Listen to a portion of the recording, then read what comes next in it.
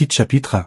Paul, serviteur de Dieu et apôtre de Jésus-Christ pour la foi des élus de Dieu et la connaissance de la vérité qui est, selon la piété, lesquelles reposent sur l'espérance de la vie éternelle, promise dès les plus anciens temps par le Dieu qui ne ment point, et qui a manifesté sa parole en son temps par la prédication qui m'a été confiée d'après l'ordre de Dieu notre Sauveur, à titre, mon enfant légitime en notre commune foi, que la grâce et la paix te soient données de la part de Dieu le Père et de Jésus-Christ notre Sauveur. Je t'ai laissé en Crète, afin que tu mettes en ordre ce qui reste à régler et que, selon mes instructions, tu établisses tes anciens dans chaque ville s'il s'y trouve quelque homme irréprochable, mari d'une seule femme ayant des enfants fidèles, qui ne soit ni accusé de débauche ni rebelle, car il faut que l'évêque soit irréprochable, comme économe de Dieu, qu'il ne soit ni arrogant, ni colère, ni adonné au vin, ni violent, ni porté à un gain déshonnête, mais qu'il soit hospitalier, ami des gens de bien, modéré, juste, saint, tempérant, attaché à la vraie parole telle qu'elle a été enseignée, afin d'être capable d'exhorter selon la saine doctrine et de réfuter les contradicteurs.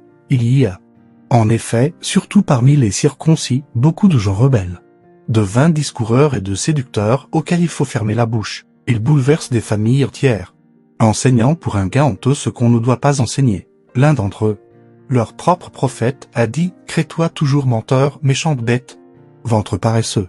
Ce témoignage est vrai. C'est pourquoi reprends-les sévèrement afin qu'il ait une foi saine, et qu'il ne s'attache pas à des fables judaïques et à des commandements d'hommes qui se détournent de la vérité. Tout est pur pour ceux qui sont purs, mais rien n'est pur pour ceux qui sont souillés et crédules.